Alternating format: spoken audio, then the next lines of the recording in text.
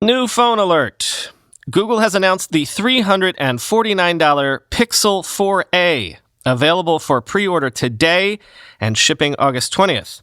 At the same time, in the same announcement, Google also announced the Pixel 4a 5G, which will run you $499 and will, as the name implies, get you 5G. But that phone won't be shipping till sometime in the fall. Google also announced that the Pixel 5 is coming sometime in the fall, and so that's all kind of weird, quoting The Verge. In other words, Google is just up and admitting that it has two more phones to release at the very same time as it's actually releasing a separate phone.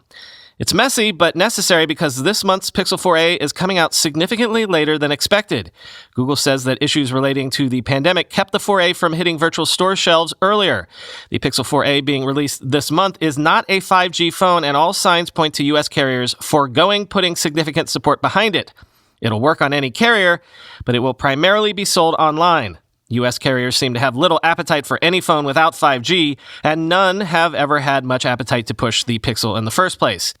It's helpful for prospective 4a buyers to know that more Pixels are coming, but the reality is that all three are going to hit different buyers. Since the 4a won't get much carrier support, pre-announcing the Pixel 5 is a face-saving measure.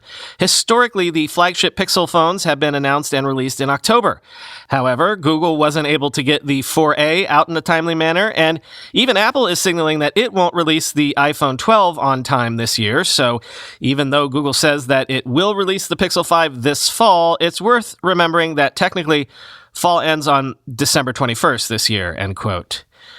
By the way, Dieter Bohn at The Verge already has a Pixel 4a review up, and he says, for the price, you get a decent phone, 128 gigabytes of storage, decent battery life, a 5.8-inch 1080p screen, and a flagship tier set of cameras.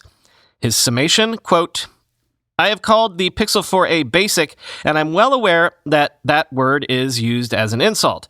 But the thing I'm getting at is the 4a does a good job of handling all of the basics people expect out of a phone. Good battery life, good camera, good software, acceptable speed. Another word that gets used as an insult is cheap, and at $349, the Pixel 4a definitely has a cheap price, but it doesn't feel cheap. An iPhone SE is probably a better value in the long term, but if you want either Android or best-in-class photos, then the 4a will be worth a look, end quote.